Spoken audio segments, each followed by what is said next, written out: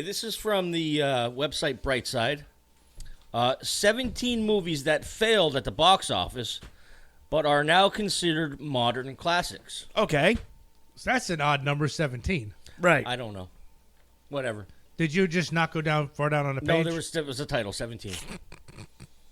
I typed in a search for movies that sucked but didn't. Jesus Christ. Yeah, positivity. And that's how I got this. I went for positivity. Well, no, wait. There are a lot of good movies on this list. Okay. Well, let's get into the list. Except for number one. This is in no particular order. From 2001, Donnie Darko. Terrible fucking movie. Confusing. This one I think... No, pretentious and fucking stupid. All right. This one I think is one of those movies that every time you see it on, you just stop and start watching it. From 1994, The Shawshank Redemption. Who says that is a terrible movie? No. It bombed at the box office. I don't think it had a very wide release. But no, yeah. But these are movies that bombed at the box office. Between that and Sweet Home Alabama, it's on all the fucking time on cable. I know. Somewhere. I'm just saying. It's a great movie. It's all right. This one surprised me. 1999's Fight Club. Yeah, that didn't do very well at the box office. The whole nihilistic bent of it kind of turned a lot of people off. Yeah. And I tell you what, the book is even fucking darker. Oh, my. Yeah. The book is great. Brian says, here's a short Patrick's Day sea shanty song for Bill. Here's to you, here's to me. May we never disagree. But if we do, fuck you, here's to me.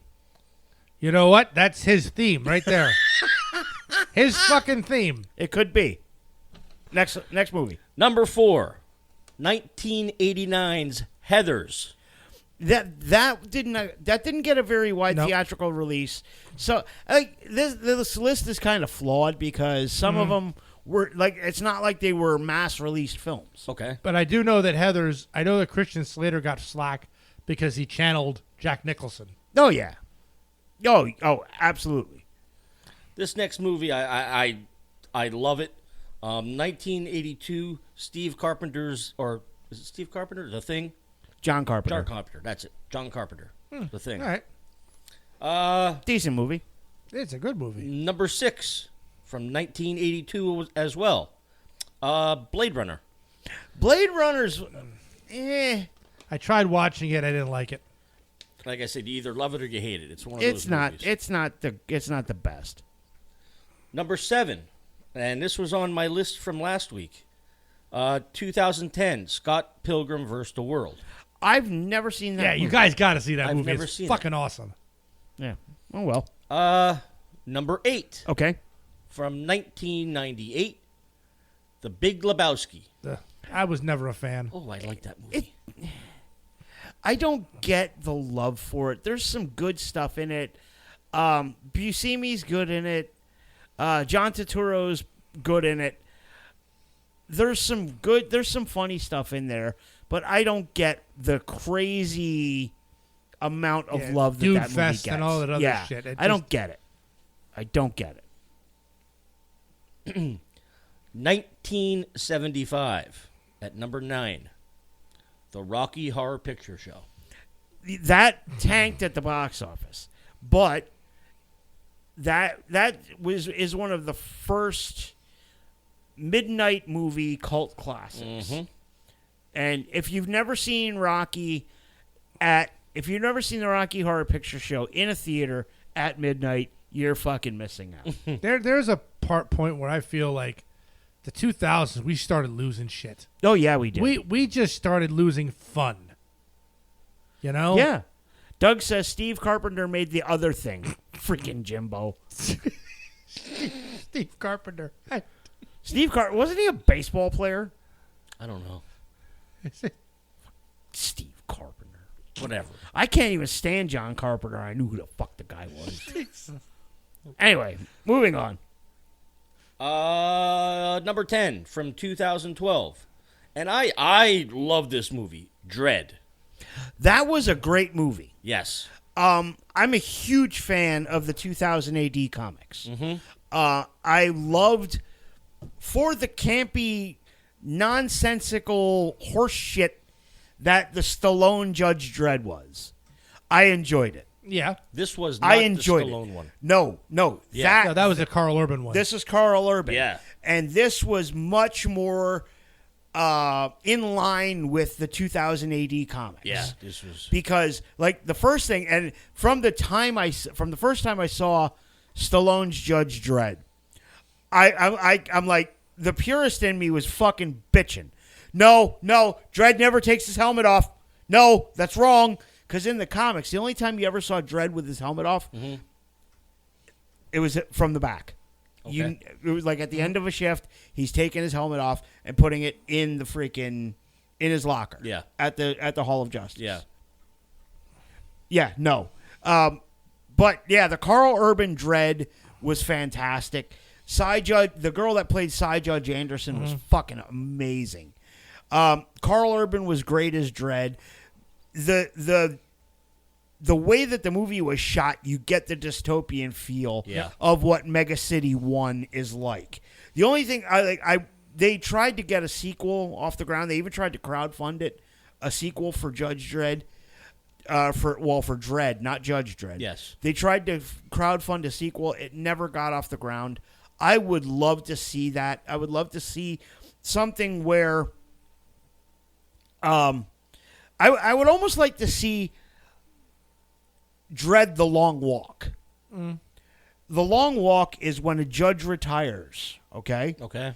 If a judge makes it to retirement, he goes on what's called the Long Walk. They open up the doors of Mega City, and he goes out into the cursed earth to take law to the lawless. Oh, my.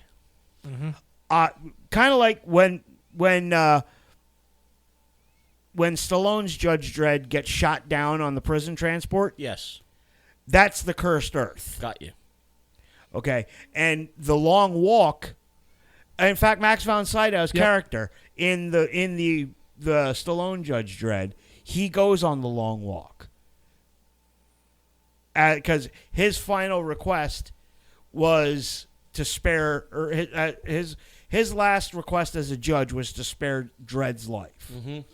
And so now he's retiring. He has to go on the Long Walk. In fact, he saves Dredd from the family that has him in the cursed earth. Got you. Let me kill him, Paul. Yeah. Strike one. That was. I still like that movie. It was good. It was for what it was. I mean, like I said, the purist in it, the purist in me was like, no. But it was good. But then again, also reading I read the Cursed Earth story because they re-released it because it was like buried for how many years, and it's silly. The whole story is silly. Yeah. You know, you can't take that seriously. See, the one place I think one character I would love to see in a sequel or even a reboot of Dredd would be Judge Death. Mm-hmm. Okay. That would be good. All right, moving on. What's next? Number 11. I've never seen this movie. From 2006, Idiocracy. Idiocracy. Fucking great movie. It's an all right movie. The problem I have with it is it's way too close to home. Yeah. I mean, dear my God, God, yes. Watch the movie. Basically, and the whole thing of the movie is that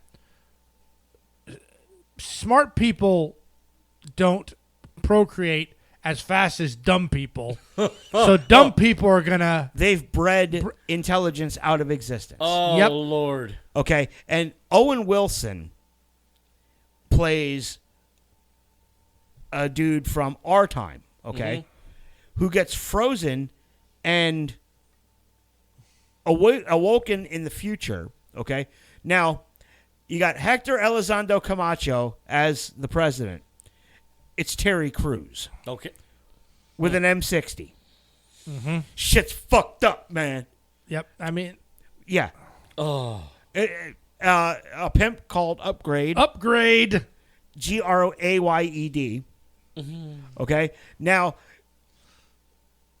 everything is sponsored by Brondo, which is like a sports drink. The thirst mutilator. Thirst mutilator. Yep, Brondo. Okay. They're watering crops with Brondo because it's got electrolytes. Yep. It's what plants crave. Right. Ooh. And then, Joe, isn't it? Yeah. Okay. Joe says, no, you need to put water on the plants. You mean like from the toilet? Wow. Yeah. And he's the smartest dude on earth at this point. Alrighty. Yep. Dude, you need to see the movie. Okay. We're fucking living it. Alrighty. Mm-hmm. We are living it. Number 12, another movie I've never seen. At least I don't think I did. 1997's Event Horizon. I've never seen that either. Neither have I. It's a sci-fi movie. I thought yeah. maybe you would have saw it. 13, this one surprised me because a lot of people consider this one of the greatest movies ever made. 1941, Citizens Kane. Citizen Kane, it didn't do too well at the box office, but it's Orson Welles' masterpiece. Yes, it is. I didn't like it. Oh, I liked it. I didn't care for it. It's a good movie. It's a good movie. I enjoy it. At number 14, I enjoy this movie. 1980's Raging Bull. Yeah. That was a fucking great movie. Yes, it was. The true story of Jake LaMotta. Yeah. At number 15, 1939's The Wizard of Oz. Wow, that surprises me that didn't do well at the box office. Yeah. Number 16, 1971, Willy Wonka and the Chocolate Factory. That's a mind fuck. Yes, that it movie is. That movie is another fever dream. And for as creepy as Johnny Depp was in his Willy Wonka, nothing tops Gene Wilder. No. Because you get the feeling that Gene Wilder's Wonka would have watched them motherfuckers die. Exactly, and not care. Well, Yeah. In that tunnel scene, I mean, they cut the head of a chicken off. Yeah. And we all saw it, and nobody stopped it. No. just- And you know what? Fuck Grandpa Joe. What you mean? Get off your lazy ass. Yeah. He did for chocolate. Yeah, I was going to say, motherfucker didn't get out to bed until the goddamn chocolate factory tour. There is an interesting in the very new Wonka. I haven't seen it yet. Yeah, it's not a spoiler or anything like that. But there's one funny scene in it where they did this thing where the Wonka flips a coin, I guess to decide something, and it falls into a grate in front of a candy store. Remember when Charlie found a coin? Yeah. Yeah, it's like oh, they had to like, you know, Oh, That's right. retcon where that coin come oh from. boy. Oh, Jesus. All right, what's your last one? And this is no lie. I just did this list like at 5:30 tonight. Number 17, Labyrinth from 1986. Not a surprise. No, it doesn't surprise me that didn't do well at the box office, because a lot of Jim Henson's stuff that's not directly geared toward kids didn't.